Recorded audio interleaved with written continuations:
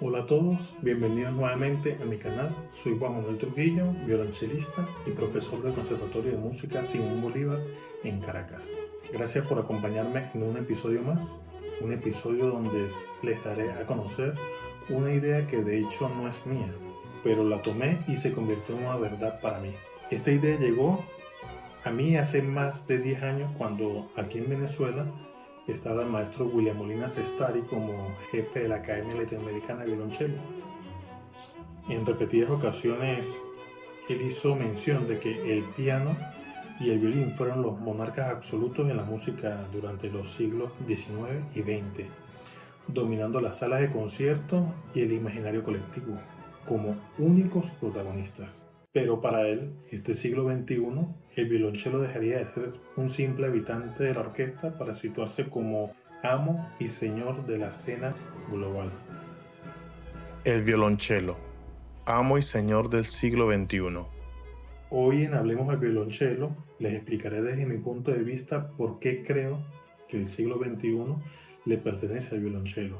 Con esta explicación se darán cuenta que no se trata de una mera exageración mía, sino de una realidad, demostrada por razones de acústica, de tecnología y hasta por una conexión emocional sin precedentes con el público moderno. Desde bandas sonoras que definen nuestras series favoritas, también conciertos en salas muy importantes y espectaculares, o esos conciertos en estadios con miles de personas donde el cello ruge, nuestro instrumento se ha convertido en el narrador perfecto de nuestra era.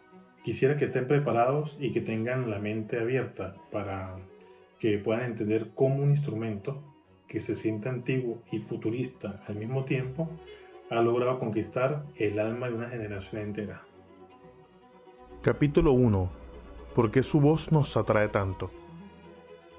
Para que entendamos el éxito del violonchelo, debemos mirar primero nuestra propia biología. Siempre se ha dicho que el cello es el instrumento que más se parece o más se asemeja a la voz humana. Comparte con nosotros su rango de frecuencias y la calidez de su vibrato. En un mundo que está marcado por la saturación digital y la frialdad de las redes sociales, sumando además el boom de la inteligencia artificial, este sonido orgánico que logra producir el violonchelo ofrece un consuelo emocional que resuena profundamente en el oyente. Desde el punto de vista acústico, el violonchelo es como un orador sabio que no necesita gritar para ser escuchado. A diferencia del violín, que puede resultar estridente en sus notas agudas, o del contrabajo que por momentos se pierde en las profundidades de sus frecuencias bajas, el cello habita en un rango medio, lleno de calidez, que en el espectro sonoro es extremadamente placentero para el oído humano. También debemos entender que el violonchelo se ha convertido en un instrumento autosuficiente. Puede funcionar como bajo rítmico, puede hacer un acompañamiento armónico o ser un solista lírico. Todo esto sumado a un amplio registro que puede llegar a cubrir 5 octavas. Estos factores lo convierten en un instrumento que funciona perfectamente para conformar ensambles u orquestas netamente de violonchelos. Capítulo 2. El ascenso del violonchelo. Llegar a la posición donde está el cello hoy en día no fue fácil, ni se logró de la noche a la mañana. Fue un camino pavimentado por figuras visionarias que siempre buscaron expandir sus límites y de un sinnúmero de maestros que pusieron cada uno su granito de arena en pro de la evolución de nuestro instrumento. Históricamente, el cello fue visto como un instrumento de acompañamiento, siempre. Pero durante el siglo XVIII y XIX, algunos maestros trataron de conseguir la técnica correcta o la personalidad que necesitaba el cello para poder resaltar. Esta necesidad se dio porque su forma de tocarse partía de la técnica del violín. Y tras muchos intentos y aportes de grandes maestros, fue en el siglo XX cuando dos personajes cambiaron esa narrativa para siempre. Ellos fueron Paul Casal y Mstislav Rostropovich. El primero de ellos, Paul Casals, de quien hablamos en el primer episodio, fue el responsable de liberar la técnica del violonchelo y también rescató del olvido a las 6 suites de Bach, inyectándoles además una profunda interpretación que logró demostrar al mundo entero que el cello podía sostener el interés del público por sí solo. Por otra parte, Rostropovich, quien dotó al instrumento de un músculo moderno, mostró virtuosismo que nunca antes se había visto. Además, comisionó más de 100 obras nuevas a compositores como Shostakovich, Britten, Messiaen y Prokofiev, creando un repertorio solista masivo que disfrutamos el día de hoy. Pero sin embargo, si hoy quisiéramos decir que el violonchelo tiene una cara reconocible para todo el mundo, esa cara es la de Yo-Yo Ma.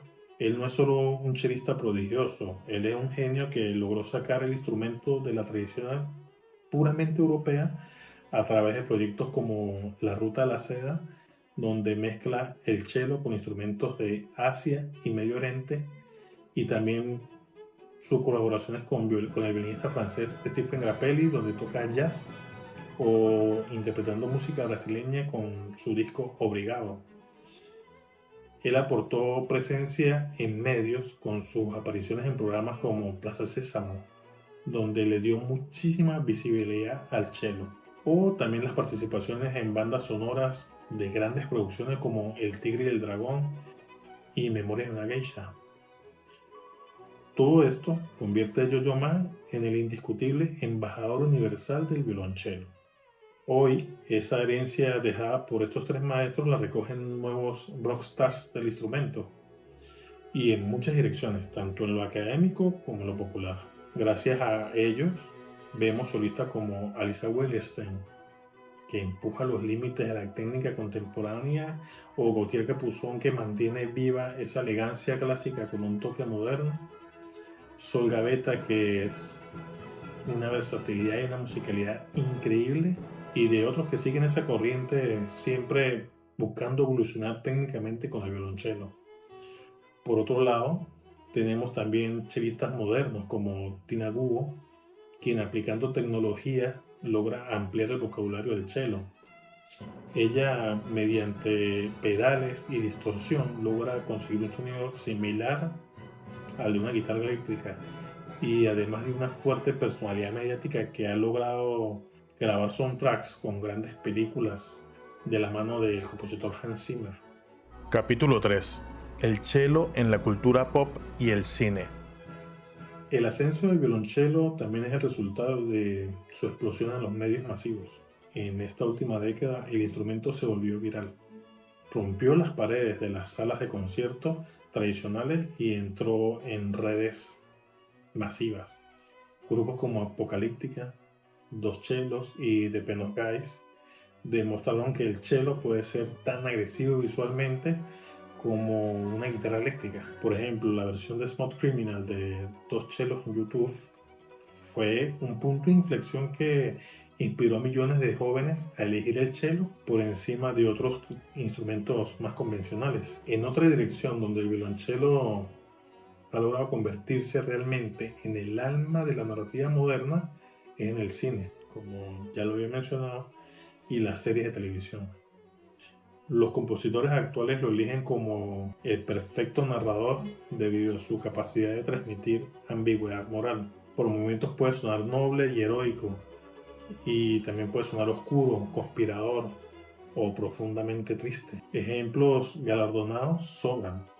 En la película El Joker, la compositora y chelista Isul Gurnadottir utilizó el instrumento como para representar la mente del protagonista rompiéndose, empleando sonidos viscerales y lúgubres que le valieron el Oscar. También en series como Succession o Game of Thrones, el cello es el protagonista indiscutible que acompaña las intrigas por la lucha de poder. Incluso en el cine épico, John Williams ha recurrido al cello solista en películas como Memoria de una Geisha o 7 años en el Tíbet para poder evocar una elegancia y un dolor interno que ningún otro instrumento podría capturar con tanta precisión. Capítulo 4. La tecnología y el cello del futuro. El siglo XXI ha traído consigo herramientas que han transformado la forma de que escuchamos y tocamos este instrumento. La revolución de la electrónica y el diseño ha permitido que el cello salga de los teatros hacia festivales de música masivos sin llegar a perder su esencia. El uso de materiales como la fibra de carbono también ha hecho que el instrumento sea más accesible y mucho más resistente para aquellos músicos que viajan, deteniendo o parando con aquella fragilidad asociada históricamente a la madera clásica. Además del procesamiento de señales y el uso de loops station, ha abierto un universo de posibilidades sonoras. Artistas como So Keating han logrado demostrar que un solo chelista puede crear capas de sonido muy complejos que suenan como una orquesta de cámara futurista. Por otro lado, la técnica de violonchelo extendido, que incluye usar el arco para crear ruidos o percusión en la caja, se ha convertido en un estándar que permite generar atmósferas de ciencia ficción o terror sin tener la necesidad de usar sintetizadores. Incluso la educación ha cambiado. Plataformas como YouTube y TikTok han permitido que jóvenes compartan arreglos de música en géneros como los videojuegos, anime o géneros urbanos, desmitificando el instrumento, normalizándolo o masificándolo a una generación que siempre está conectada. Así, el cello dejó de ser un objeto de élite y se convirtió en una herramienta de expresión universal. Conclusión. En resumen, si los siglos XIX y XX fueron la explosión técnica y virtuosa del violín y el piano, el siglo XXI indiscutiblemente es el siglo de la textura y la emoción cruda. Y en ese campo, lamento decirle, colegas y amigos, que el violonchelo no tiene rival. En estos tiempos vivimos en una era de ansiedad y en búsqueda de significado, y el sonido del cello tiene un efecto neuroacústico que produce una calma y una melancolía en el público. Es el instrumento que nos acompaña en nuestras narrativas más complejas y es el que mejor imita nuestra propia voz cuando las palabras no alcanzan.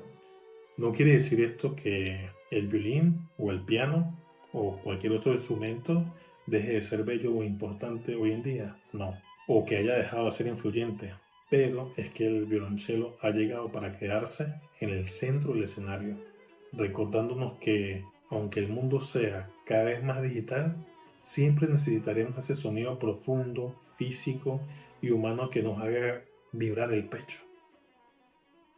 Datos y recomendaciones. Como dato muy curioso, quiero darles a conocer un instrumento que viene o nace de esta evolución que está dando el violonchelo. Es una creación del artista e ingeniero islandés Halldór Úlfarsson. Aunque a primera vista parece un violonchelo, pues se toca sentado con arco y tiene 4 cuerdas, su funcionamiento interno es radicalmente distinto. Este instrumento se llama Halldórophone. Es un instrumento basado en el feedback controlado, o mejor dicho, en la retroalimentación controlada. A diferencia de un cello normal, donde el sonido se apaga si dejamos de pasar el arco, el Halldórophone puede mantener una nota para siempre. Mediante micrófonos y altavoces, crea lo que se llama un círculo infinito. El sonido de las cuerdas es captado por micrófonos, enviado a un altavoz, y la vibración de este altavoz hace que las cuerdas vuelvan a vibrar. Esto crea un ciclo de sonido eterno. También, además de las 4 cuerdas que se tocan, tiene otras internas que vibran solas. Logra crear texturas fantasmales. Esas cuerdas se llaman cuerdas de simpatía.